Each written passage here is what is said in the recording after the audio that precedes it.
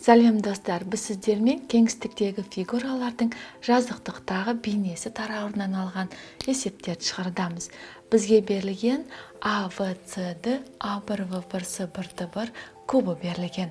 Кубтың бір қырының ұзындығы 8 см.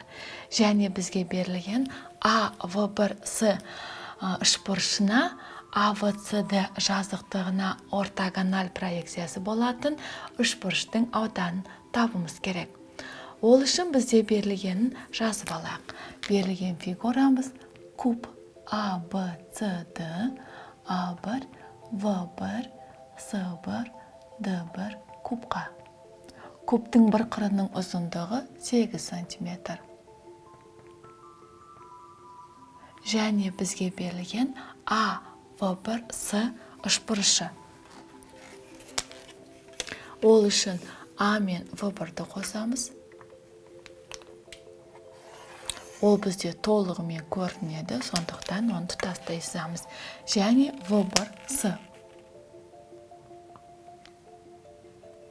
Бұл да көрінетін бөлікте. Енді табандағы А мен С көрінбейді. Оны үзік-үзік сызықпен жазамыз. Сонда А, В1, С үшбұрышына А, В, С, Д жазықтығына проекция болатын үшбұрыш А, В, С үшбұрышы. Осы үшбұрыштың ауданын табуымыз керек. Ол үшін алдымен енді бізге В1 мен АС табанына түсірілетін биіктігін тауып алайық. Биіктігін салайық. Яғни ол мына жаққа перпендикуляр. Және мына екеуін қосып алайық. Бұл нүктені біз О деп белгілейік.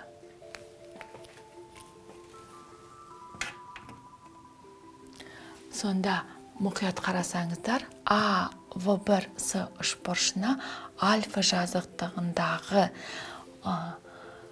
орталанған ортогональ проекциясы А, В, С үшбұрышы. Яғни табу керек бізге А, В, С үшбұрыштың ауданы. С үшбұрыш А, В, С. Енді біз А, В, С-ді табан жазықтығы, кубтың табан жазықтығын біз білеміз, ол шаршы екен. Олай болса, А, В, С үшбұрышы осы шаршының ауданының жартысына тең. Олай болса, С А, В, С үшбұрышы тең болады 2-ден 1 С шаршы. Яғни А, В, С-ді квадраттың жартысына тең. 2-ден 1 А-ның квадраты. Ал А-ның мәні бізде 8-ге тең. Яғни 2-ден 1 8-дің квадратына. 8-дің квадраты бізде 64. 64-ті 2-ге бөлсек 32 сантиметр квадратқа тең деген сөз. Яғни бізде ізделінді А, В1, С үшбұрышына А, В, С жазықтығына ортогональ проекциясындағы үшбұрыш А, В, С үшбұрышы. Осы үшбұрыштың ауданы 32 сантиметр квадратқа тең. Балалар, біз сіздермен қарастырдық кеңістіктегі фигуралардың жазықтықтағы бейнесі тарауынан алған есептерді шығаруды.